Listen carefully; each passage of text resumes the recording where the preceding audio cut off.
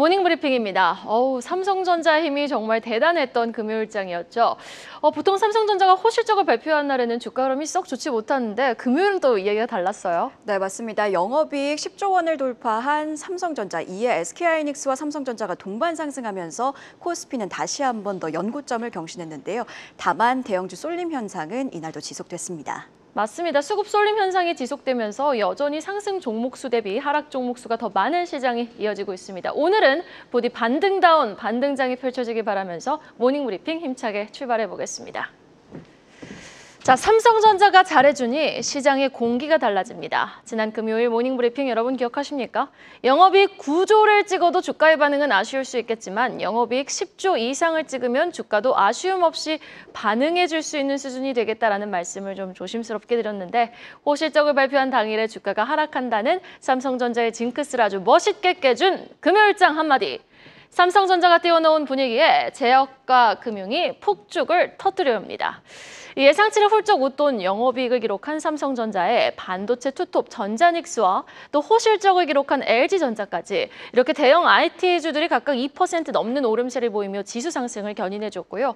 금융주와 제약바이오주가 함께 동반 상승세를 보이면서 양시장 대형주들의 약진 속 코스피 지수는 2년 5개월 만에 2,870포인트를 상회하며 마감했던 금요일장. 더 구체적인 마감 수치와 특징 섹터까지 확인해보고 오시죠. 네, 지난주 금요일 양대 지수 모두 상승 마감했습니다. 삼성전자, 여기에 LG전자도 긍정적인 2분기 잠정 실적 결과를 내놓으면서 전반적으로 투자 심리가 개선됐는데요. 수급 살펴보시면요, 외국인은 금요일에도 국내 주식을 강하게 매수했습니다. 코스피 현물은 약 1조 3천억 원, 선물은 9,300억 원가량 순매수했고요. 여기에 기관도 코스피 현물을 순매수하며 코스피 지수는 1.32% 올라 2,862에 마감하며 다시 한 번 더 연고점을 경신했습니다. 코스닥의 경우 외국인은 약 513억 원 순매수했지만 기관은 매도하는 모습을 보였고요.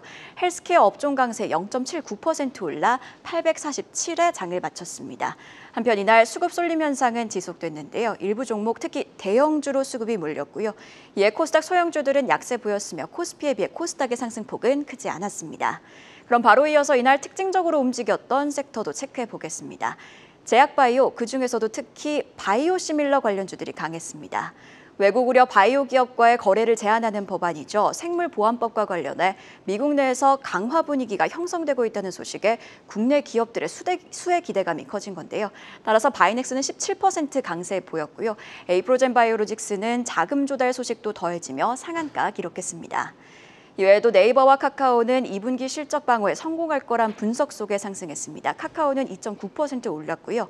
네이버의 경우 모간 스탠리가 네이버를 전 세계 로봇 산업의 대표적인 기술 기업으로 선정했다는 모멘텀까지 더해지면서 5% 상승 마감했습니다. 뿐만 아니라 로봇 관련주는 삼성전자가 100% 반도체 무인 공정을 위해 레인보우 로보틱스의 양팔 로봇을 구입해 최근 테스트에 돌입했다는 보도에 올랐는데요. 관련해서 레인보우 로보틱스는 장 초반 9%까지 오르기도 했으나 상승폭은 축소하고 3%대에서 마감했습니다. 이외에도 어떤 섹터가 시장을 움직였는지 자세히 살펴보시죠.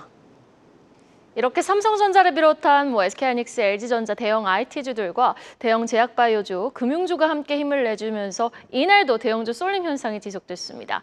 그러나 연고점 경신이라는 타이틀과 1,300개가 넘는 하락 종목 수를 마주하며 체감지수는 이날도 아쉬웠던 게 사실이었는데요. 자, 계속해서 이런 시장이 지속될지 여부의 키는 삼성전자가 쥐고 있습니다. 고로 오늘은 반도체 장비 그 2편으로 금요일 1편 전공정에 이어 오늘은 후공정 중심으로 살펴보겠습니다. 다음 페이지 보시죠. 자, 삼성전자 실적 리뷰로 시작해 보겠습니다. 2분기 삼성전자, 너무 잘해줬습니다. 증권사 예측보다 30%나 높은 영업이익, 정말 오랜만에 분기 10조를 달성해줬고요.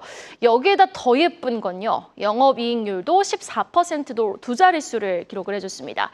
주가는 3일간 10% 넘게 올라 3년 5개월 만에 최고치를 경신 87,000원을 상회하며 거래를 마쳤습니다. 여러분 금요일날 기억하십니까? 제가 8조에서 9조 사이가 나오면 조금 아쉽다가 될 수 있고 9조에서 10조 나오면 잘했는데 주가 바로 바로 올라주기에는 조금 애매한데가 될 수 있고 10조에서 11조 나오면 잘했다가 될 수 있겠다라고 말씀을 드렸는데 사실 되게 계산해보고 용기 내서 했던 멘트였거든요. 그래도 그 시나리오대로 주가는 호실적에도 뉴스에 파는 흐름이 아닌 사는 흐름이 나와주며 삼성전자의 외국인 비중 56%를 돌파, 3년 반 만에 역대 최고치를 기록합니다.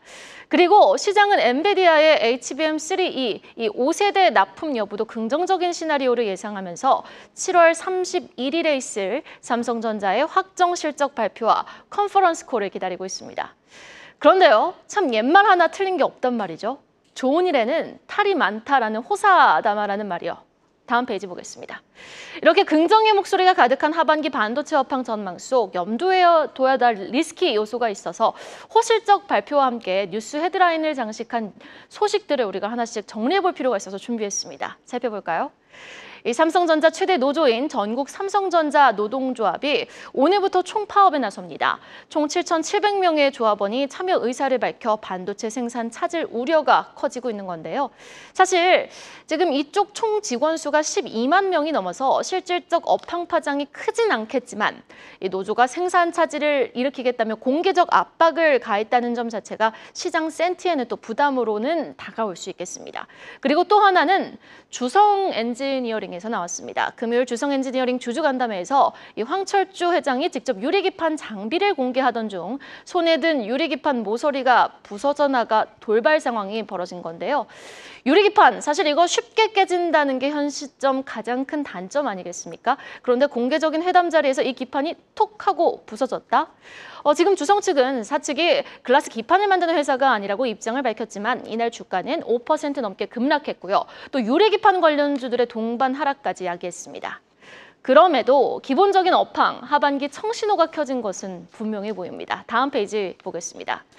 금요일 이 시간 제가 웨이퍼 제조부터 금속 배선까지의 공정을 우리는 전공정으로 분류를 하고 EDS 공정, 패키지 공정을 후공정으로 분류한다라고 전해드렸죠. 자, 그럼 이 웨이퍼, 월남쌈 라이스페이퍼 같이 생긴 이 웨이퍼를 만들고 감광액도 도포를 하고 패턴을 새기며 전기물질을 입히는 전공정 과정에서 끝이 났다면 이제 후공정, 남은 2단계의 공정 단계로 넘어와 무엇을 하냐면요.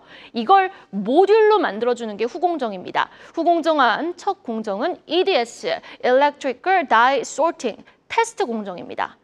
그러니까 전 공정에서 만들어진 웨이퍼 중 제대로 쓸만한 칩들을 좀 골라내는 테스트를 한다는 거죠. 그리고 패키징을 하는데요. 라이스페이퍼 같은 웨이퍼를 이제는 목적에 맞게 자르고 나이싱, 그리고 전기돌개 배선을 연결하고 본딩, 그리고 패키징을 예쁘게 해주는 거죠. 옛날엔 이 패키징 공정에서 단순히 이 과정만으로 끝이 났는데 최근에는 전공정 기술 개발 벽에 부딪히며 첨단 패키징 기술로 수율을 높이려는 움직임이 감지되면서 작년에는 반도체가 좀 쉬어갔을 때도 후공정 쪽이 하반기에는 상대적으로 주가 힘이 강하게 느껴졌던 거고요. 시간 관계상 다음 반도체 시간에선 이 후공정을 조금 더 디테일하게 살펴보도록 하겠습니다. 마지막으로 관련주 흐름까지 점검해 보시죠. 먼저 하나마이크론입니다. 태생 자체가 삼성전자 반도체 패키징 부문이 별도로 분사해 만들어진 기업입니다. 작년에 당기 순이익은 크게 감소한 바 있습니다. 주가는요, 금요일장 2% 가까이 하락 마감했습니다. 테크윙 볼까요? 메모리 테스트 핸들러 1위 업체입니다. 칩의 이송과 분류, 온도 조성 역할을 하는데요. 주가는 이날 1% 넘게 1.9% 하락 마감했습니다. 이오테크닉스 보겠습니다. 레이저 공정 장비 기업이죠. 주가는 최근 반등 추세를 보이다 이날은요, 쉬어가면서 1% 넘게 빠졌습니다. 다음은 제우스입니다. 세정 공정에 쓰이는 장비를 납품하는 기업입니다. 전체 공정 중에서 이 세정 공정의 비중 10% 이상, 경우에 따라서는 30%까지도 높아지기도 한다는데요. 주가는 올해 내내 지루한 박스권 하단에서 횡보하며 지난 금요일 소폭 내림세를 보이면서 거래를 마쳤습니다. 자, 주변에서도 굉장히 이런 말 많이 들었습니다. 잊고 있었는데 계좌 열어보니 삼성전자가 참 오랜만에 너무 고맙다고 하시는 분들이 많으셨더라고요. 하반기에도 우리 주주분들께 더 고마운 존재가 되어주리라 믿어 의심치 않습니다. 자, 그럼 계속해서 장 마감 이후 나온 공시와 일정까지 확인해 보고 오시죠. 금요일 장 마감 후에 나온 공시도 함께 살펴보도록 하겠습니다. 알테오젠은 제조업 히알루로니다제 제품인 테르가제와 관련해 식약처 허가를 획득했다고 공시했습니다. 작년 6월 품목 허가를 신청한 지 17개월 만입니다. 이외에도 크래프톤은 카카오게임즈 인수를 검토하고 있다는 한 언론 보도와 관련해 해명 공시를 통해 사실 무근이라고 밝혔습니다. 마지막으로 하나엔진은 약 1,138억 원 규모의 선박용 엔진 공급 계약을 체결했다고 공시했습니다. 계약 대상은 밝히지 않았으나 판매 및 공급 지역은 아시아라고 전했습니다. 그럼 바로 이어서 오늘의 주요 일정도 체크해 보도록 하겠습니다. 오후 12시 한국개발연구원 KDI는 7월 경제 동향을 발표합니다. 내수 상황에 대한 분석을 더 자세히 알 수 있을 것으로 보입니다. 한편 언급해 주신 것처럼 삼성전자 최대 노조인 전국 삼성전자 노동조합은 오는 7월 8일부터 10일까지 사흘간 총파업에 나설 예정입니다.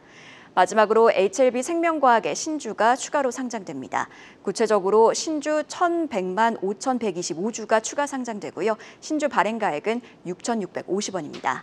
이렇게 공시와 일정까지도 체크해봤습니다. 이번 주는 지난주 내내 쉬어갔던 해운주와 조선주에 좀 주목을 해보는 건 어떨까요? 상하이 컨테이너 운임지수가 13주 연속 상승했습니다. 하지만요, 상승폭은 굉장히 지난주 대비 많이 줄었고요. 유럽 노선 쪽은 아예 11주 만에 하락 전환을 했습니다. 과연 조정의 빌미로 작용을 할지 아니면은 사실 지금 2분기 실적 시즌 이제 도래하지 않습니까? 이에 따라서 해운주 굉장히 실적 잘 나올 것 같고 3분기에도 더 좋을 것 같거든요. 과연 지금의 조정을 우리는 또 어떻게 이용할 수 있을지 여부에 대해서 좀 고민을 해볼 필요가 있어 보입니다. 여러분, 오늘도 부자 되세요. 모닝브리핑이었습니다. 계속해서 다양한 경제 이슈를 알고 싶다면 구독과 좋아요, 알림 설정 부탁드립니다. AI 캐스터 권미정이었습니다.